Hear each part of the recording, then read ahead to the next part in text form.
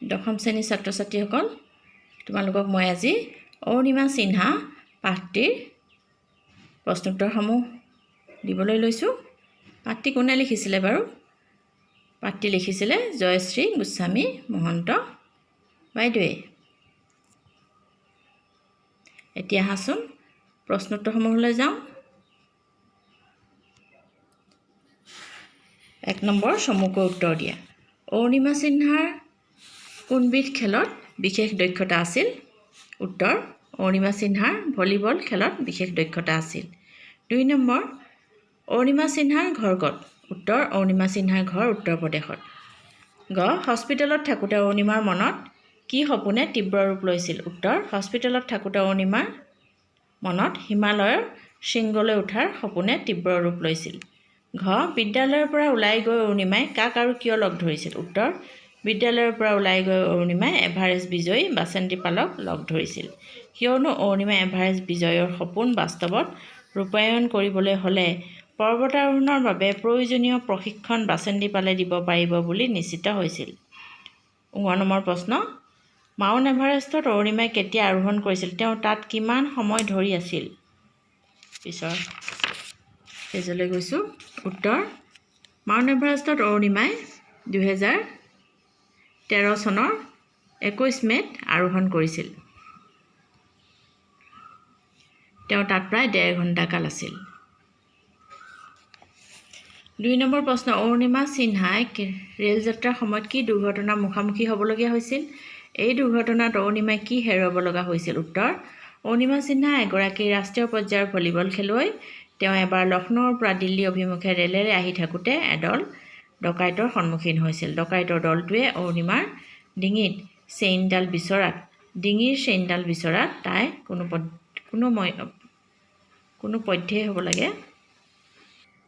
কোনোপধ্যেই মাকে দিয়া আশীৰ্বাদৰ প্ৰতীক চেইনডাল দিবলৈ অমান্তি হৈছিল। তেতিয়া ডকাইতৰ দলটোৱে কোনোৱে একো তলকিব পৰাৰ আগতেই অৰুণিমাক ডাংকোলাকৈ তুলি নি চলন্ত ৰেলগাড়ীৰ পৰা দুৱাৰেৰে বাহিৰৰ আন্ধাৰলৈ দলিয়াই দিছিল। এই দুৰ্ঘটনাত অৰুণিমাই এখন ভৰি চিৰদিনৰ বাবে হেৰুৱাব লগা হ'ল আৰু আনখন ভৰিত লোৰ ৰড সুমুৱাই তাৰ সহায়ত চলাফিৰা কৰিব পৰা হ'ল। 3 নম্বৰ প্ৰশ্ন, অৰুণিমাৰ সপোন পূৰণ কৰাৰ ক্ষেত্ৰত বাসন্তী পালে কেনেদৰে সহায় কৰিছিল? উত্তৰ, ডকাইতৰ দ্বাৰা দুৰ্ঘটনাত পতিত হৈ যেতিয়া অৰুণিমাই হস্পিটেলত আছিল তেতিয়াই অৰুণিমাই গম পাইছিল যে এভাৰেষ্ট বিজয়ী বাসন্তী পালে তেওঁক সঠিক পথ দেখুৱাই পৰামৰ্শ দিব পাৰিব।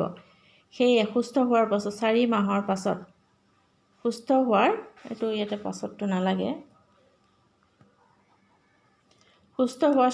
পাছত তেওঁ ঘৰলৈ নগৈ হস্পিটেলৰ পৰা পোনে পোনে বাসন্তী পালৰ ওচৰ পাইছিলগৈ। বাসন্তী পালে তেওঁৰ সকলো কথা সহমৰ্মিতাৰে শুনিছিল। ছোৱালীজনীৰ দুচকুৰ সপোন, প্ৰত্যাহ্বান আৰু আত্মপ্ৰত্যয়ৰ বাবে তেওঁৰ মনতো বিশ্বাস জগালে যে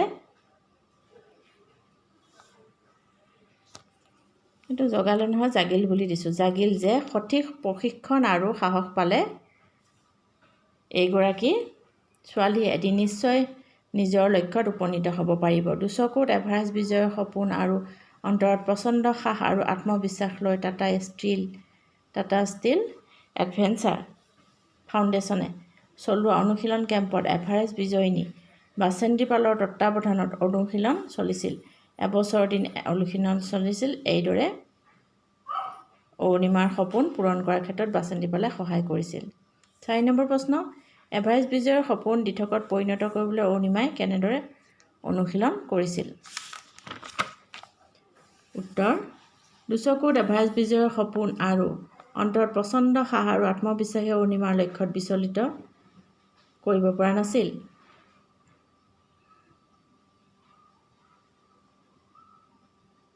এভাৰেষ্ট বিজয়ৰ লক্ষ্য স্থিৰ ৰাখি অৰুণিমা আগুৱাই গ'ল।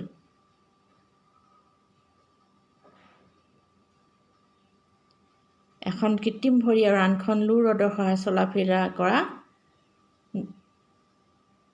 ভৰি অৰুণিমাই মনত অদম্য উৎসাহ আৰু দুচকুত হাজাৰ সপোন লৈ উত্তৰ কাশীত থকা ইকো এক্সপেডিশ্যন কেম্পত যোগ দিছিলগৈ। টাটা ষ্টীল এডভেঞ্চাৰ ফাউণ্ডেশ্যনে চলোৱা অনুশীলন কেম্পত এভাৰেষ্ট বিজয়িনী বাসন্তী পালৰ তত্ত্বাৱধানত এবছৰ কাল অনুশীলন কৰিছিল।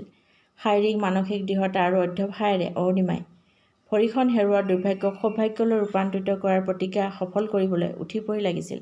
কেতিয়াবা এনেকুৱাও হৈছিল যে আন স্বাভাৱিক মানুহে যিটো খোজ দিওঁতে 2 মিনিটতে শিকিব পাৰে তেওঁৰ ক্ষেত্ৰত সেয়া 3 ঘণ্টাও লাগিছিল। তথাপিও অৰুণিমাই আশা এৰি দিয়া নাছিল। পিছৰ প্ৰশ্নটোলৈ আহিছোঁ। প্ৰশ্ন নম্বৰ 5।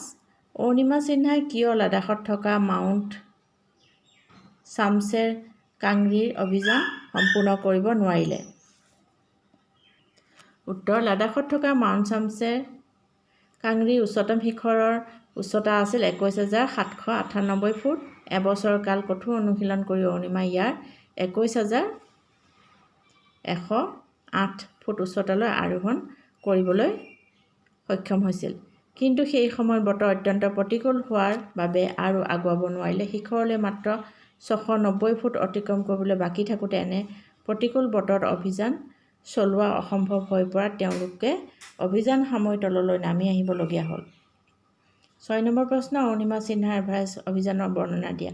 মাউণ্ট চামছেৰ কাংৰী শিখৰত উপস্থিত হ'ব নোৱাৰাৰ বেদনাই অৰুণিমাৰ মনোবল কমাব নোৱাৰিলে। বৰং তেনে অৱস্থাৰে 21,108 ফুট উচ্চতালৈ যাব পৰা কথাষাৰে মাউণ্ট এভাৰেষ্টলৈ যাব পৰাটো যে সম্ভৱ সেয়া সাব্যস্ত হ'ল। এইবাৰ এভাৰেষ্ট বিজয়ৰ বাবে সাজু হ'ল অৰুণিমা। এই কষ্টৰ সময়ছোৱাত তেওঁৰ মনোবল অটুট ৰাখি আগবাঢ়ি যোৱাত সহায় কৰিছিল ক্ৰিকেটাৰ যুৱৰাজ সিং, তেওঁৰ ভাতৃ আৰু বাচেণ্ডিবালে। মাউণ্ট এভাৰেষ্টত থিয় হৈ ফটো তোলা আৰু ভিডিঅ'ৰ জৰিয়তে বিশ্ববাসীক নিজৰ বিৰল অভিজ্ঞতাৰ বিষয়ে জনোৱাৰ অভিপ্ৰায়ে তেওঁ 2টাকৈ কেমেৰা লগত লৈ গৈছিল, লগতে পানী আৰু অক্সিজেন লৈছিল। 4 নম্বৰ কেম্প পাওঁতে অৰুণিমাৰ 2খন ভৰিৰ পৰা তেজ নিগৰি ভয়ংকৰ অৱস্থা হৈছিল। লগত নিয়া অক্সিজেনো প্ৰায় শেষ হওঁ হওঁ হৈছিল। অদম্য সাহস আৰু উৎসাহেৰে অৰুণিমা আগুৱাই গৈ থাকিল। তেজ নিগৰি থকা আঁঠু দুটাৰ পৰা ৰুমালেৰে তেজ মচি মচি আগবাঢ়ি গৈ থাকোঁতে বাটত বহুতো অভিযাত্ৰীৰ মৃতদেহ দেখা পাইছিল। কিন্তু একোৱে তেওঁক ৰুধিব পৰা নাছিল। প্ৰচণ্ড পৰিশ্ৰম, অদম্য মনোবল আৰু কষ্ট সহিষ্ণুতাৰ ফল অৱশেষত ফলিল। কাঠমাণ্ডুৰ পৰা যাত্ৰা আৰম্ভ কৰাৰ 52 দিনৰ অন্তত 2013 চনৰ 21 মে'ত নিশা প্ৰায় 8 বজাত অৰুণিমাই 8,848 মিটাৰ উচ্চতাত অৱস্থিত মাউণ্ট এভাৰেষ্ট শৃংগত পদাৰ্পণ কৰিবলৈ সক্ষম হ'ল। তাত প্ৰায় 1.5 ঘণ্টা আছিল। অৰুণিমা সিনহাই বিশ্বৰ প্ৰথমগৰাকী বিশেষভাৱে সক্ষম মহিলা যিয়ে এভাৰেষ্ট শৃংগ জয় কৰিছে। 7 নম্বৰ প্ৰশ্ন। একোগৰাকী ব্যক্তিয়ে নিজৰ প্ৰতিভাৰে জাতীয় জীৱনত জিলিকি উঠি আন সহস্ৰজনৰ বাবে আশা আৰু প্ৰেৰণাৰ বতৰা কঢ়িয়াই আনে। কথাষাৰৰ যুক্তিযুক্ততা অৰুণিমা সিনহাৰ জীৱনৰ আধাৰত বুজাই লিখা। উত্তৰ: অৰুণিমা সিনহা আছিল প্ৰেৰণাৰ প্ৰতিমূৰ্তি। অন্তৰত অদম্য সাহস আৰু উৎসাহ আৰু প্ৰবল আত্মবিশ্বাসৰ গৰাকী অৰুণিমা আন সহস্ৰজনৰ বাবে আশা আৰু প্ৰেৰণাৰ উৎস। এক অনাকাংক্ষিত পৰিস্থিতিত অৰুণিমাই এখন ভৰি চিৰকাললৈ হেৰুৱাইছিল। আনখন ভৰিৰে লু ৰ'দৰ সহায়তহে চলাফিৰা কৰিছিল। ভৰিখন হেৰুওৱা দুৰ্ভাগ্যক সৌভাগ্যলৈ ৰূপান্তৰিত কৰাৰ প্ৰতিজ্ঞা সফল কৰিবলৈ উঠি পৰি লাগিছিল। সেয়ে তেওঁ শাৰীৰিক মানসিক দৃঢ়তা আৰু অধ্যৱসায়েৰে পৰ্বতাৰোহণৰ কঠিন অনুশীলন কৰি মাউণ্ট এভাৰেষ্ট জয়ী হ'ব পাৰিছিল, যিটো আছিল আন সহস্ৰজনৰ বাবে আশা আৰু প্ৰেৰণাৰ বতৰা। 8 নম্বৰ প্ৰশ্ন। ক্ৰিকেট খেলুৱৈ যুৱৰাজ সিঙে অৰুণিমাক কেনেদৰে অনুপ্ৰাণিত কৰিছিল? উত্তৰ: ক্ৰিকেট খেলুৱৈ যুৱৰাজ সিঙে কৰ্কট ৰোগত আক্ৰান্ত হৈ নিজৰ অদম্য মানসিক শক্তিৰে আৰোগ্য লাভ কৰি নিজৰ লক্ষ্য পূৰণৰ বাটত আগুৱাই যাবলৈ সক্ষম হৈছিল। তেওঁ দেখুৱাই দিছিল যে মনৰ বল আৰু আত্মবিশ্বাস থাকিলে শাৰীৰিক বাধাই কোনো প্ৰতিৰোধৰ সৃষ্টি কৰিব নোৱাৰে আৰু জীৱনৰ উত্তৰণৰ বাটতো ই হেঙাৰ হ'ব নোৱাৰে। যুৱৰাজ সিঙৰ এই অদম্য উৎসাহ আৰু আত্মবিশ্বাসে